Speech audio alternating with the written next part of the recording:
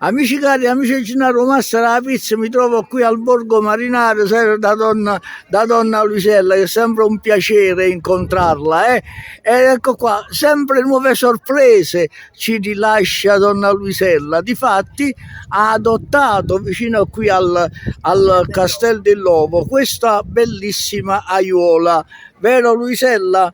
Ci vuoi descrivere la tua iniziativa? Certo, allora Gennaro, come ben sai, io ho adottato anche la strada e questa volta ho adottato l'aiuola.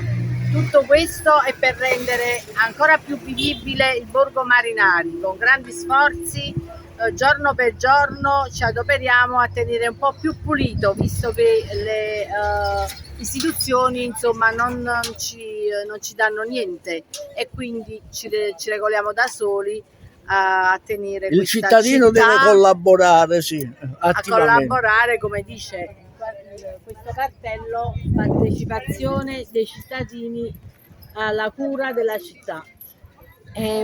Ottima iniziativa. Eccoci qua, collaboriamo a tenere pulita questa aiuola, anche perché abbiamo il Castel dell'Ovo, che comunque è un patrimonio comunale che dovrebbe essere più cautelato e più seguito, ma invece questo non accade.